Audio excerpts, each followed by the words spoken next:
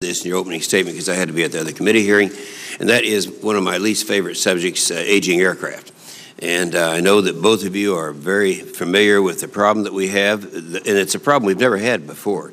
When you look at the list and you see the average age of our fighters is 20 years, average age of the flying hours of the bombers is 11,000. That's average, 11,200. And the flight hours of the tankers, of course, almost 20,000 hours. So that's just unacceptable. And just as a general statement, and then I'll talk about a couple of specific vehicles. What do you think? What do you think about our aging situation? Because this is something we haven't had before, and it's something I think is negatively impacted by this current budget. But Secretary Donnelly, what's your thinking?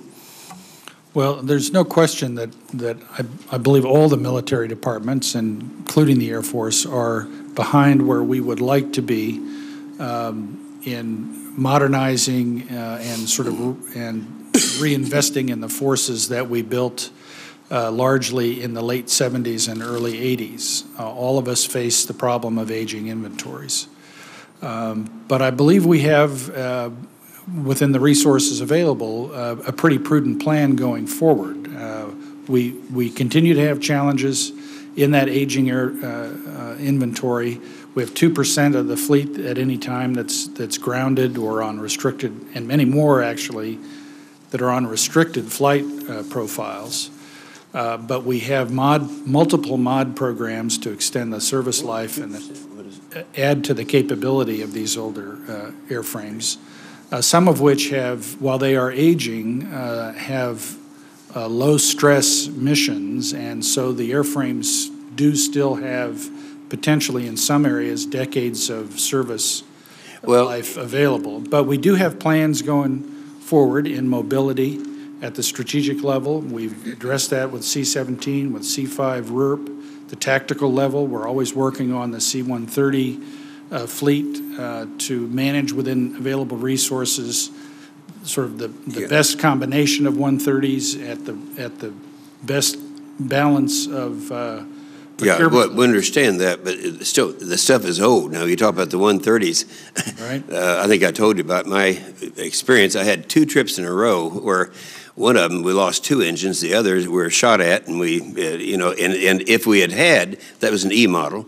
If we had J models, we would have been out of their range 8 minutes after taking off from Baghdad. So I think that we're getting, I know we're doing the best with what we have. You guys are doing that, and I compliment both of you for doing the best, but it's just that we need to deal you a better hand.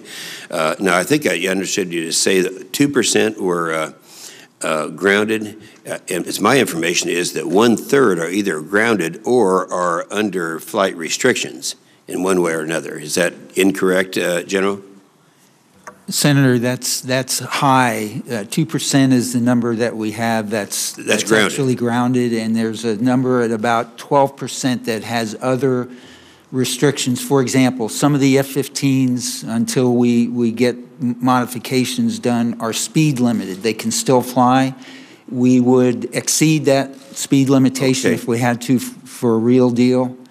But well, and I understand your B-1s are restricted to 3Gs now. And you would not want to fly typically the B-1 at 3Gs in any case. But I think the point is that we do have programs underway to manage fleet age. The most important one, though, frankly, after the new tanker and so on, is F-35. Yeah. And we need to get F-35 to a production rate that will allow us to manage the fleet age for the rest of the It's my understanding that the Air Force will be the last to receive the F-35s, the Marines first and then Navy. You guys last.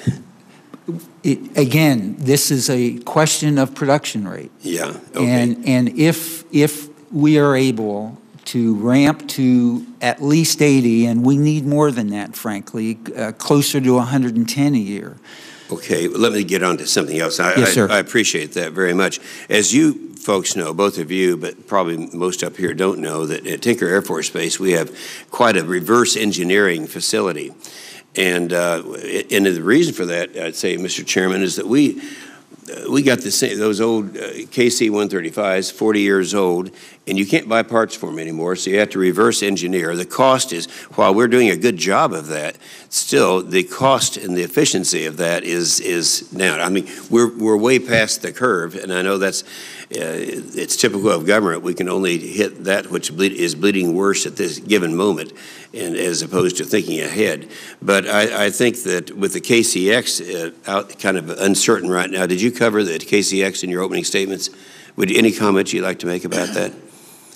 Well, I just a couple of points. First, I think it was very significant that KCX remains a priority for Secretary Gates and the department, as it does for the Air Force. Yeah, I agree. We went through many difficult choices to be made for this budget, but KCX remained a priority. So that's the first point.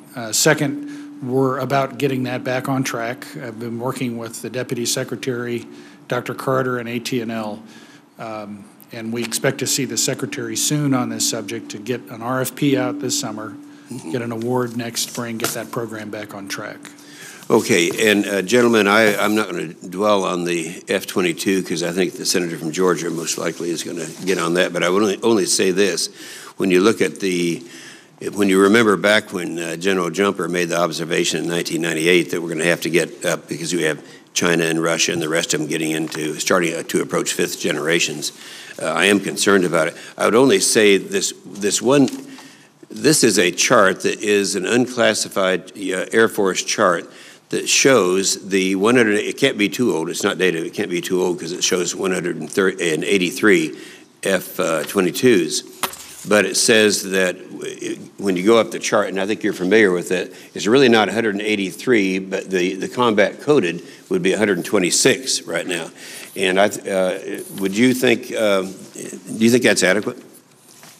Sir, the point you make is that we will have to manage this fleet in a different way than we would manage a much larger fleet like we have with the F-16 and F-15.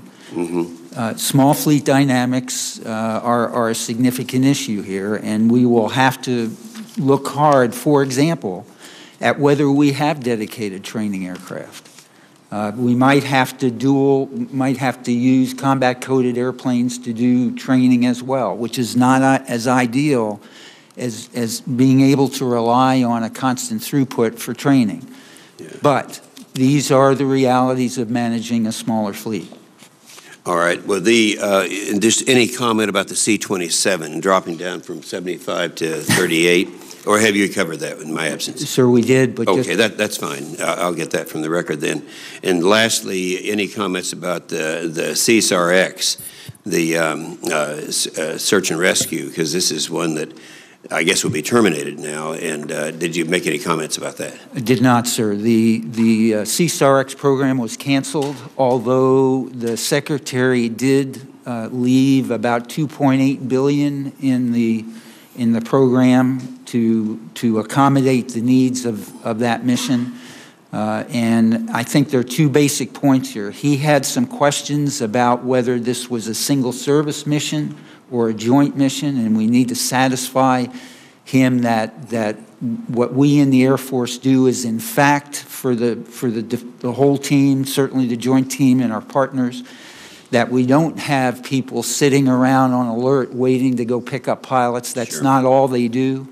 And thirdly, that perhaps we need to be a little bit less ambitious about the platforms we're seeking and to look at those which are currently performing the mission or improvements on those platforms. Thank you. Thank you, Mr. Chairman. It's a privilege to work with both of you. Thanks so much for your service.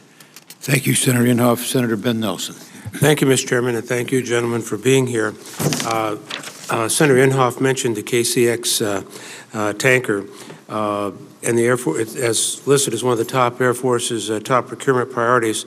The FY 2010 budget request has $0.4 billion for it. Is that a sufficient amount of money for what it is you seek to do? And